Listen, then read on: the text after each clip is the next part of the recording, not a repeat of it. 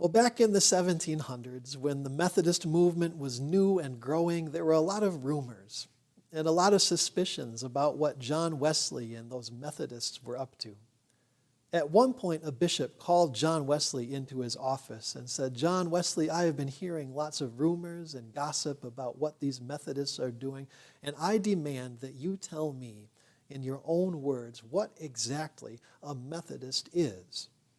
And so John Wesley explained, in his own words to the bishop, what he thought a Methodist was. The bishop listened carefully, and when John Wesley had finished, the bishop leaned forward and said, "It seems to me that what you mean when you say Methodist is no different than what other people mean when they say Christian."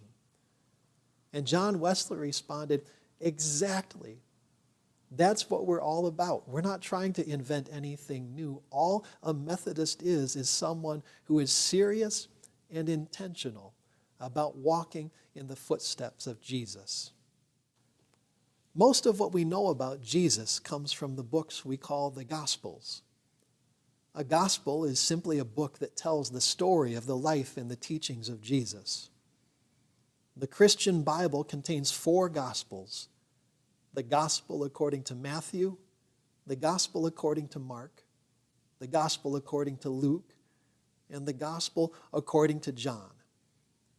These 4 books tell a remarkable story about a man who lived in the Middle East 2,000 years ago.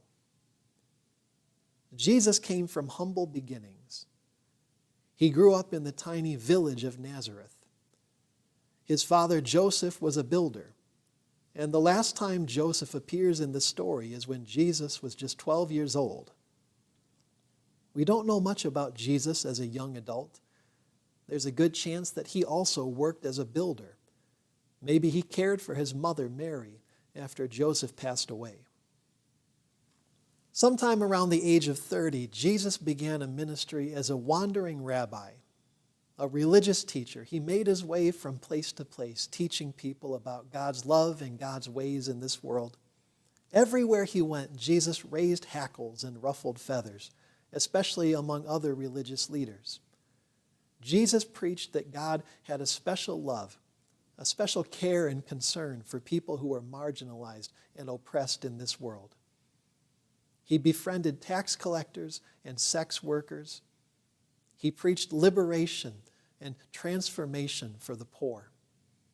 His disciples, his students, were not the ordinary religious scholars. Jesus called fishermen and peasant farmers to follow him and to share in his work of ministry. The ministry of Jesus took place during a delicate and a dangerous time. Jesus was a Jew, and at that time the Jewish people had been invaded and occupied by the mighty Roman Empire. Some Jews called for an uprising against the Romans. Other Jews believed that any kind of resistance could lead to a military and cultural disaster. The religious and political leaders in Jerusalem were especially interested in keeping the peace with Rome. Those leaders came to see the ministry of Jesus as a threat to the peace. When Jesus rode into the city of Jerusalem during a major religious festival, great crowds of people cheered his arrival.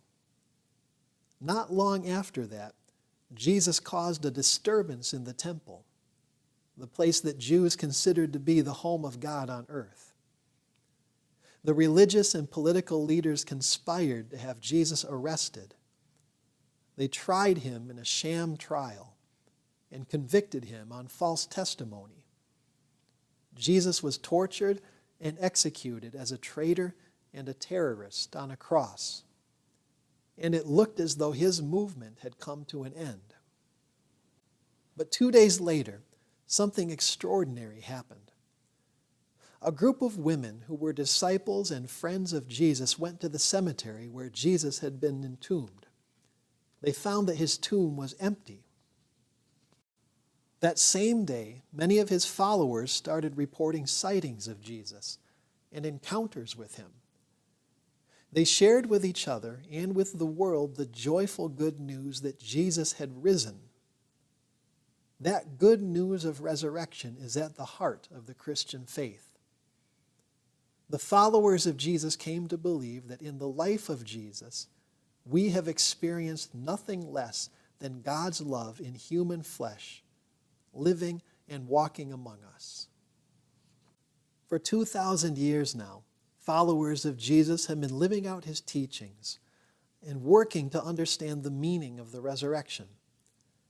Some people believe that the good news is about forgiveness, that Jesus gave himself as a sacrifice in order to atone for the sins of the world.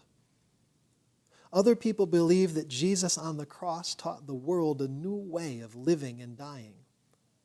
The way to heal this world is by loving one another deeply enough that we are willing to carry the cross for one another.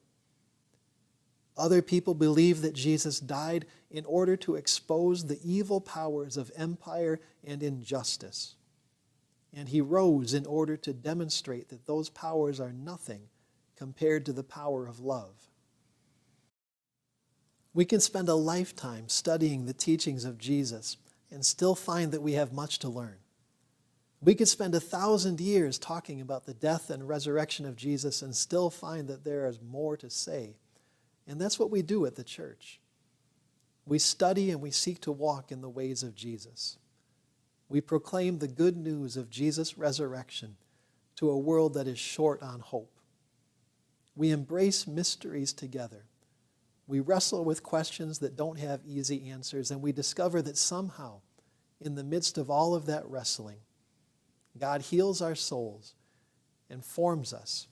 God shapes us into a community of love and grace and peace.